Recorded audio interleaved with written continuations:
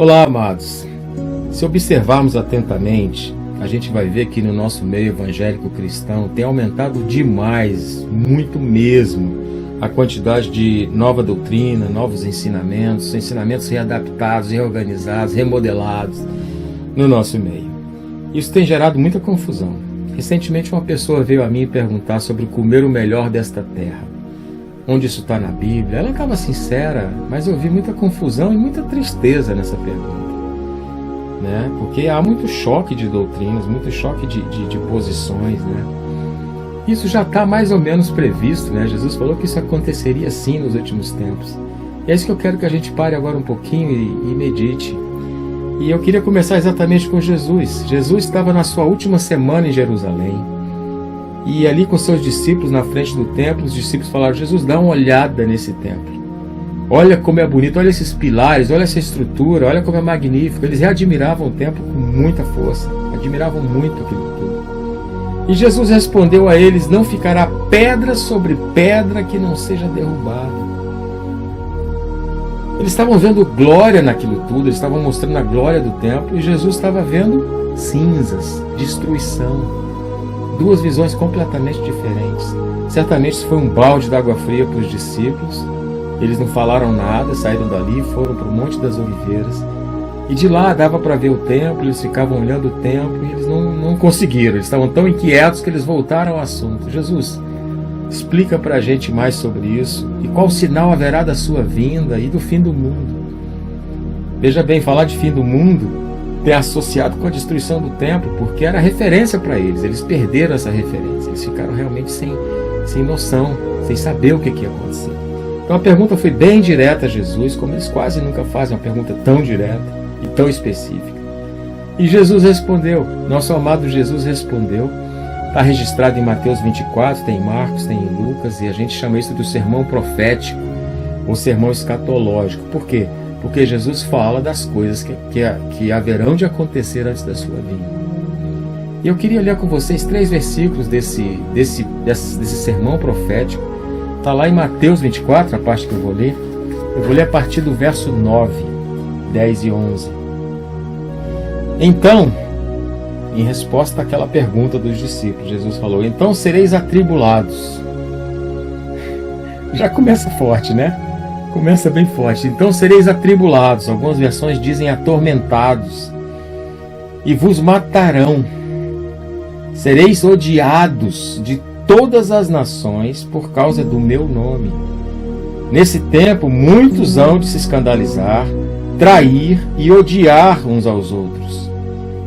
Levantar-se-ão muitos falsos profetas e enganarão a muitos.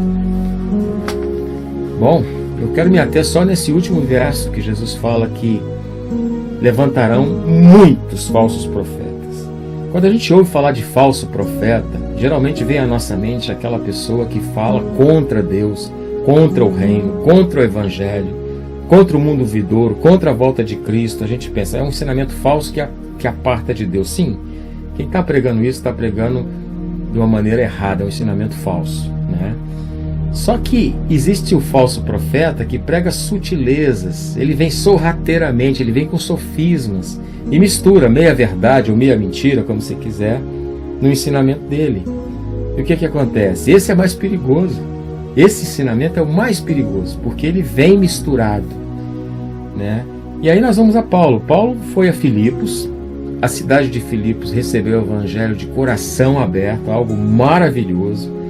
A igreja de Filipenses se tornou uma igreja que buscava o conhecimento de Deus, o conhecimento de Cristo. Só que entre eles havia os judaizantes, aqueles que queriam ainda voltar a velhos preceitos, queriam voltar à circuncisão, e mais isso, e mais isso, e mais aquilo. Então Paulo escreveu à igreja de Filipenses e advertiu sobre algumas coisas, e sobre os falsos ensinamentos. E eu queria que a gente gastasse um tempo curto sobre isso, não quero me alongar, né? Filipenses 3, Paulo começa falando: eu estou escrevendo a vocês para que vocês tenham segurança. E eu acho que é exatamente o que nós, como Igreja de Cristo, precisamos ter. Nós precisamos ter segurança no ensinamento que está sendo dado, né? Então vamos lá, Filipenses 3, o versículo 1 começa como a gente falou, né? Paulo dizendo que: quanto ao mais, irmãos, Alegrai-vos no Senhor, a mim não me desgosta, e é segurança para vós outros que eu ensino estas coisas. Amém? Vamos ver então. E ele começa: acautelai-vos dos cães, acautelai-vos dos maus obreiros e acautelai-vos da falsa circuncisão. Bom, ele está dando vários avisos para a gente estar atento, para ficar apercebido, prestando atenção e ficar com muita cautela contra os cães, os maus obreiros e a falsa circuncisão. Mas que cães são esses? Se você for lá no final de Apocalipse, no capítulo 20, existe uma lista daqueles que não irão entrar na Nova Jerusalém. E começa com os cães. Os cães, os feiticeiros, os imorais, e aí continua, né, a lista, mas começa com os cães. Que cães são esses? Eu vou a Isaías 56, acho que 12 ou 13, que fala sobre os cães mudos, os cães que não latem, né? E que cães eram esses? Eram os atalaias, que lá está dizendo que eles não sabem nada, eles não têm conhecimento, né? E no entanto eles não latem. E o atalaia, ele tem que tocar a trombeta, ele tem que falar alto com firmeza e forte se vier algum perigo, mostrar para a cidade: ó, se prepara que tem alguma coisa estranha acontecendo, tem alguma coisa preparando para vir contra a cidade. Então os atalaias são os professores, os pastores, os guias, né, os doutores. Mas se esses doutores são cães mudos, né, são cães que não latem, eles realmente vão trazer uma perspectiva totalmente errônea, uma falsa diretriz para a igreja, ou para a cidade, no caso, que a cidade não vai se preparar, não vai estar pronta quando vier o perigo. Que essa é a intenção do falso profeta. Porque o falso profeta, na verdade, ele subsiste por causa do que as pessoas querem ouvir. As pessoas querem ouvir coisas aprazíveis, coisas boas, coisas próprias para mim. Eu quero ouvir isso. Então, os falsos profetas falam o que o povo quer ouvir, né? Em Isaías dizem: profetiza-nos ilusões. Não fala a verdade para a gente, fala ilusão. A gente prefere isso. Então, por isso que essa proliferação de falso ensinamento é o que a gente está vendo, porque as pessoas querem ouvir, então elas vão ouvir aquilo que elas querem. Só que a nossa responsabilidade é pregar com firmeza, né? E pregar com autoridade a palavra de Deus, como Jesus fez. Jesus, quando começou a falar aos discípulos, aquela palavra foi forte, foi firme e foi verdadeira, dizendo: olha, vocês vão ser atormentados, vocês vão ser atribulados, vocês vão ser perseguidos, vocês vão ser mortos, vão ser odiados. Jesus nunca enganou a respeito da perseguição. Ele sempre disse, ele sempre alertou, ele sempre falou assim: olha, se me perseguiram, vão perseguir a vocês. Só que nós hoje não vemos muito as pessoas, os líderes, né, os atalaias, os pastores, falar acerca do caminho estreito dessas perseguições, e muito menos da cruz de Cristo, né? E eu quero prosseguir aqui, porque Paulo fala: cautelai-vos dos cães, e ele fala ainda: cautelai-vos da falsa circuncisão. Uau, falsa circuncisão, ou é a circuncisão ou não é, ou eu sou circuncidado ou eu não sou. Então o que Paulo está dizendo como falsa circuncisão? No versículo seguinte ele fala assim: porque nós é que somos a circuncisão, nós que adoramos a Deus em espírito e nos gloriamos em Cristo Jesus.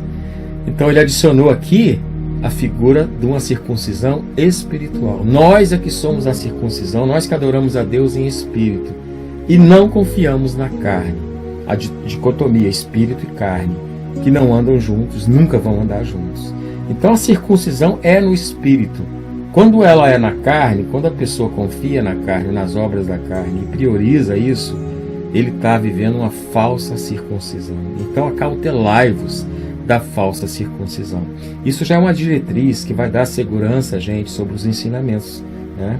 Versículo 4, 5 e 6 eu vou pular, eu quero ir direto ao 7, a gente volta lá depois, que diz o seguinte: mas o que para mim era lucro, ganho, isto considerei perda por causa de Cristo. O que era lucro, eu considerei perda por causa de Cristo. Uau! Paulo considerava lucro e ganho algumas coisas na vida dele, ele dava importância, ele achava que tinha conquistado, aquilo era importante para ele. Só que quando ele conheceu a Cristo, alguma coisa aconteceu.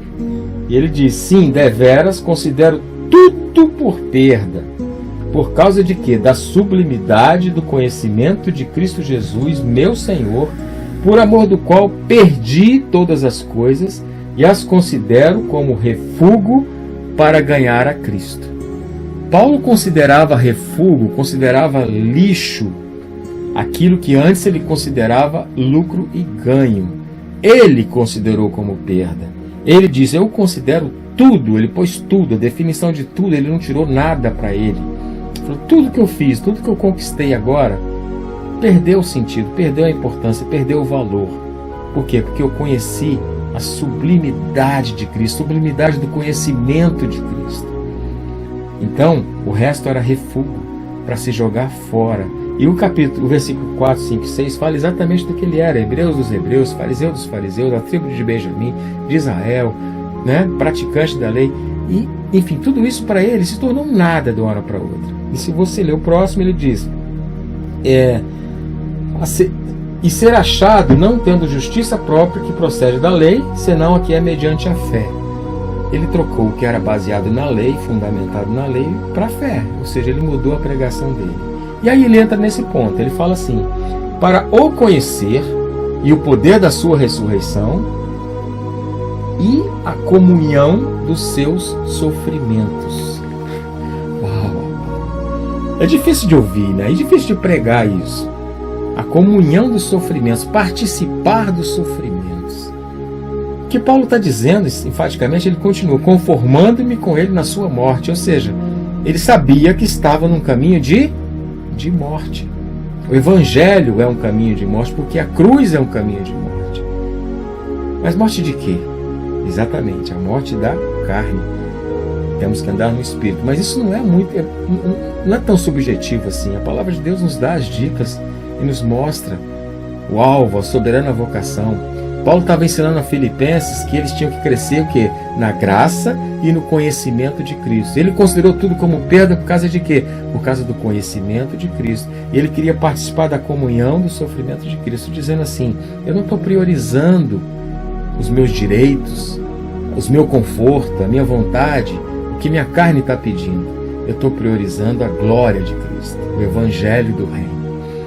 E ele continua, ele fala uma coisa tremenda em seguida, ele diz: não que eu tenha recebido ou tenha obtido a perfeição, mas prossigo para conquistar aquilo para o qual fui conquistado.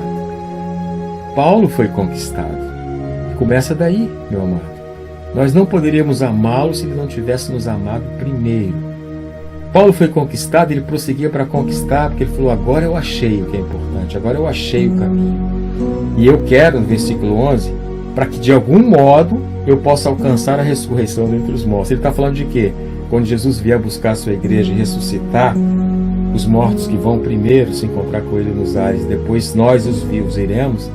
Ele quer ser contado no meio desses. E aí, ele fala sobre prosseguir para o alvo, sobre soberana vocação. Eu vou pular tudo isso para a gente não sair do tema agora, mas é maravilhoso. Depois você dá uma olhada nisso e aprofunda. Versículo 18: pois muitos andam entre nós, ou seja, no meio do povo de Deus, na igreja, dos quais repetidas vezes eu vos disse, e agora vos digo de novo, e ainda chorando, que são inimigos da cruz de Cristo. Muitos dizem que eu sou um pouco linha dura, mas eu não sou linha dura. Sou até mole demais no meu coração. É como Paulo, chorando a gente fala isso. Por quê? Porque é questão de vida ou morte. Nós temos que ser atalaias e profetas e pastores que falam aquilo que o Espírito Santo está nos dizendo, aquilo que a palavra fala. A gente tem que proclamar com firmeza. A gente não pode adulterar isso aqui de acordo com a conveniência do auditório, né, do que o povo quer ouvir. E ele prossegue: o destino deles, desses inimigos da cruz de Cristo, é a perdição. O Deus deles é o ventre.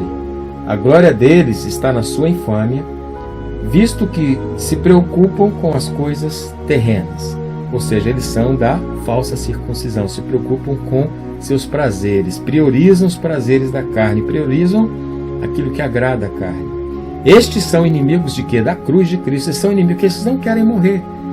Eles até falam de Cristo, mas a cruz de Cristo é uma coisa diferente. A cruz de Cristo é símbolo de morte. Nós temos Como Paulo fala também, eu cada dia morro, eu esmurro minha carne, minha luta diária com a carne. Eu preciso vencer a carne. Aqueles que amam a carne, se vencer já é complicado, você já ama a carne, então você realmente está se sujeitando a uma falsa circuncisão, a um falso ensinamento, e o fim disso é a perdição, né? O Deus é o ventre. E por que tudo isso acontece? Porque Paulo disse, né? Ele disse em Efésios que ele conheceu alguém que foi ao terceiro céu e que não podia falar nada, mas enfim, ele não pode falar muito, realmente Deus não deu essa autorização a ele, mas ele foi impactado. E ele sabe que nós temos uma cidade que não é aqui. Então ele fala no último versículo aqui: pois a nossa pátria está nos céus, de onde também aguardamos o nosso Salvador e Senhor Jesus Cristo. Aguardamos a sua vinda. Ao toque da última trombeta, e a trombeta soará. Amados, ela vai soar e Jesus voltará. E Paulo também diz: eu estou aguardando esse dia porque eu quero ir para a minha pátria celestial. A nossa pátria não é aqui, nós somos forasteiros, nós somos peregrinos. É passageiro. Nós nascidos de novo, nascidos no Espírito.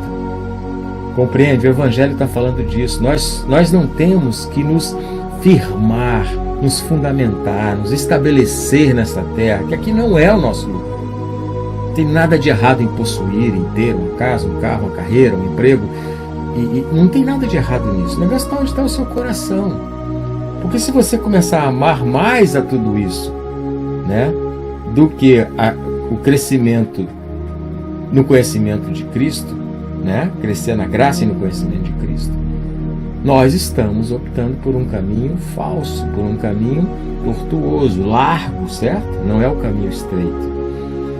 E hoje se ensina muito, não, Deus vai me abençoar, eu vou prosperar, eu vou viver, eu vou crescer, e eu sou filho de Deus, e a coisa vai acontecendo, mas para quê? Para você se estabelecer aqui? Amado, Jesus vem para a noiva que estiver esperando Ele, preparada para ir com Ele. A Bíblia tem inúmeros alertas, somente no Novo Testamento tem mais de 300 menções sobre a volta de Cristo. É para você ficar acordado, apercebido, ligado, né? Como a Bíblia diz naquela parábola das virgens, né? Tá com óleo na lâmpada, porque quando ele vier, o que importa é isso. Se você está alicerçado, arraigado, preso nessa terra com as suas próprias coisas, você pode ser contado entre aquelas noivas desapercebidas, né?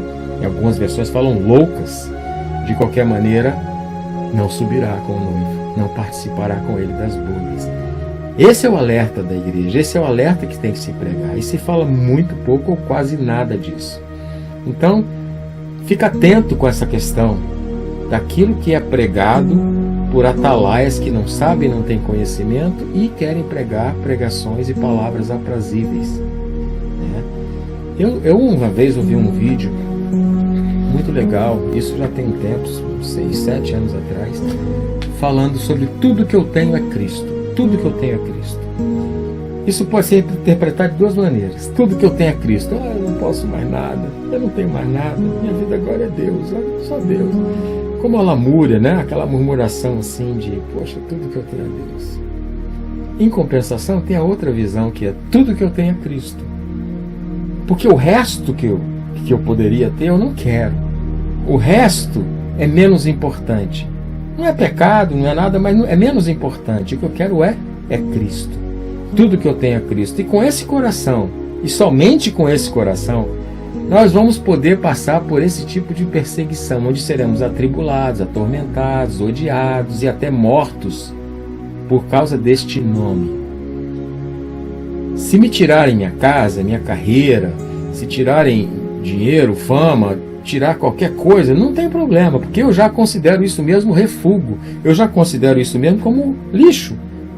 Não é importante. Tudo que eu tenho é Cristo. Se tirarem até a minha vida, tudo bem, porque eu continuo tendo a Cristo. Então eu peguei esse vídeo que eu ouvi, eu botei uma legenda, uma tradução, não ficou 100% como eu queria, mas dá para passar para vocês. Eu quero que você medite nisso, em oração. Busque ao Senhor, busque a verdade do Evangelho de Deus, que o Espírito Santo vai te esclarecer, ele pode falar de dentro para fora, né? E que haja mudança de vida. Nós precisamos, nós vivemos dias trabalhosos e difíceis. Nós precisamos crescer na graça e no conhecimento de Cristo. Que o Senhor te abençoe sem medidas. Um abraço forte.